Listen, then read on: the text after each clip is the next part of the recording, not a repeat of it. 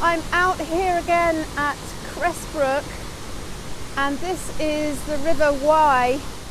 The noise you can hear is this hugely powerful waterfall,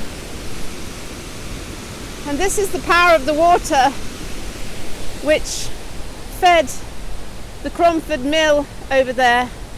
And so this was originally created as a mill village back in the 18th century, 19th century. Those were the heydays of the mills.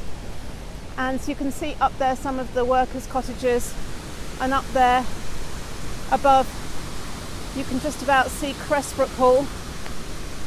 And the interesting thing about the River Wye is that it flows through here at Cressbrook from Buxton. The source is at Buxton, and I'm sure it won't have escaped your notice that we're doing an amazing event right over the source of the River Wye, the source of the waters, the hot thermal springs which rise up at Buxton, and they form the River Wye, and they flow all the way down through Cressbrook.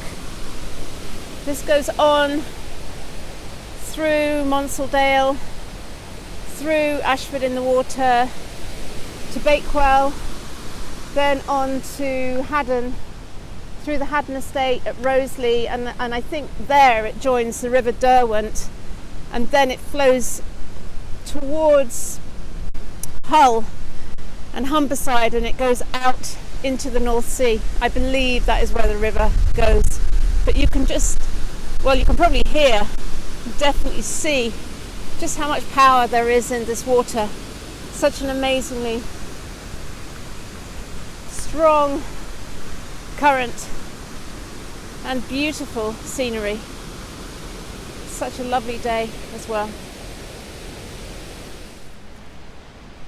This incredible limestone rock cliff. You can see where the river over the millennia has carved out this rock. Quite stunning scenery. Okay, so I've walked down to a far gentler stretch of water. This is the Cressbrook. I'm in Cressbrook Dale now, near the Ravensdale cottages, and just thought I'd come down, and got Kobe with me. It's such a beautiful day. Really wanted to just step out away from, I know I'm recording this on my iPhone, but I want to just step away from screens and just be in nature for a bit. It's absolutely idyllic here. Hopefully you can get a really good sense of the scenery, the forest, the blue skies, the beautiful clear waters. And I'm filming this on Thursday the 17th of March, 14th, 15th, 16th, 17th, maybe the 18th actually. I've lost track of the date. Anyway, I'm filming this on Thursday, and tomorrow morning there is a wonderful full moon in Virgo. It's at about, I think it's about 28 degrees of Virgo. So obviously a full moon is when the sun is opposite the moon. So the sun is in Pisces, the moon's in Virgo, and this Pisces Virgo axis in the astrology chart, which is essentially a kind of map of duality. The Virgo Pisces axis is all about heaven and earth. So it's a really magical full moon, and it's a kind of glimpse of the energy which is coming up in April, when there is it's a bit marshy, boggy here. It's a bit of a floodplain I'm walking on. It's a bit of a glimpse of the energy of the Jupiter-Neptune conjunction, which is at 26 degrees of Pisces, which is coming up on the 12th of April. And again, I've talked a lot about that in emails and videos, and it's that conjunction that was the inspiration for our event in Buxton on the 9th of April, which I know I keep banging on about, but oh, off he goes. Can you see? Off he goes. Let's hope he doesn't decide to. He's quite good at staying close to me now, Kobe. So so this axis of heaven and earth, Virgo, Pisces. So Pisces is the water,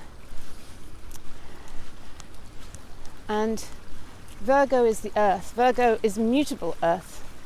So unlike Capricorn, which is more of the mountain, and Taurus, which is more like the planet, Virgo is like the fertile, crumbling soil, which is the mutable earth, which is the Mother Earth.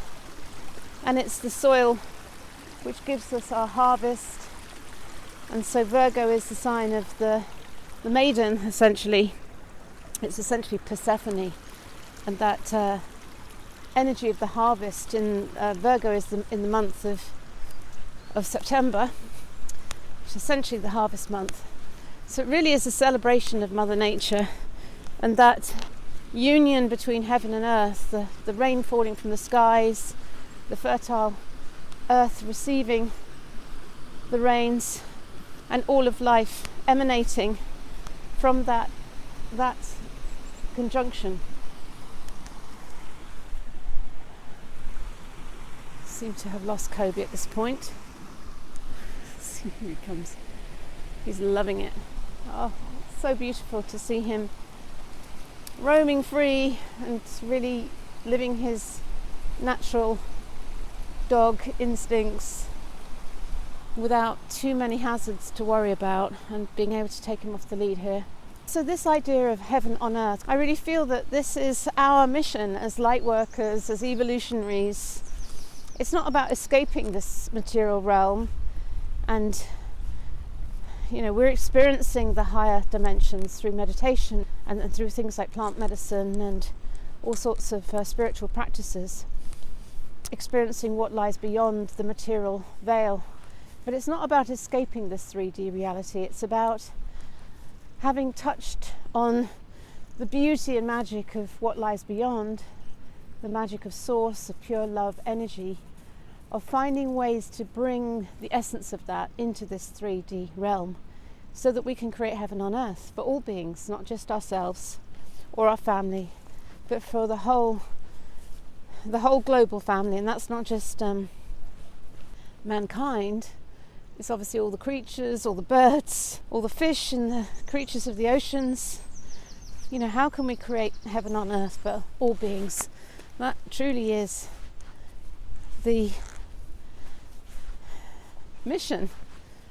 And of course we're in a world which, while we were busy like the gobbling caterpillar consuming for many decades, a very small percentage of quite ruthless and clever elite have managed to essentially bring all the world's resources to them, all of the land, all of the assets, the forests, the rivers, well, a lot of them, the vast amounts of property, are now under the control of a very small number of people. So much wealth focused into such a small number of people who, let's just say, maybe do not have benevolent motives, who are maybe being driven by the forces of darkness, the Wetiko, the evil energy. And I don't wish to go into judgment here, that's not my intention, but I do feel we need to be aware that there are forces in this material realm which are creating massive amounts of fear, dissonance, division, hatred. I mean, this corporate elite own most of the media through, money is what drives the planet. It's very interesting to listen to Putin talk about Russia's stand, and I don't want to get too much into politics because, of course, Putin has had his associations with the World Economic Forum. But it's been very interesting to spend time with John Butler of Bakewell, and he's been helping me to develop my meditation practice at the Bakewell Church. His mother was Russian, and he spent many years living in Russia, and he did two amazing videos talking about the Ukraine-Russia conflict and helping us to really get into the psyche of the Russian people and the Russian culture, which is very different to the Western culture. But he received such a backlash from those videos that he took them private. And it's such a shame because they were such beautiful videos, which when we have insight as to what drives someone or a culture or a country, when we can really tune in to their history, their point of view, we can have a lot more compassion for what is going on. I really don't want to get drawn into the whole world of politics because it stirs up a lot of debate, and it's not really where I want to go with this video. What I'm saying is, my feeling is we have a huge opportunity at the moment in this time-space reality, with the help of the higher realms, the higher dimensions, the planets, the planetary forces, to really create a quantum shift in evolution. Because to me, that is the ultimate remedy. It's a metaphysical one. We're not going to fight the world right. It's about thinning the veil. This is the true meaning of the word apocalypse, is the lifting of the veil. And the more that we thin the veil of illusion, and the more that we flood this 3D time-space reality with the light of love and joy and compassion and peace and harmony, it basically turns the darkness to dust. I mean, if you want to get rid of darkness, just light a candle, right? So just wanted to share that on this amazing day, this amazingly beautiful day from this stunningly beautiful spot in nature. And I'm standing amongst wild garlic here. You can smell all the wild garlic as I'm speaking this, and so feeling a lot of expansion and optimism in my heart right now. So I wanted to send you that message, and full moon greetings from this little spot of heaven on earth. Okay, bye for now. Did you enjoy that? Did you enjoy that?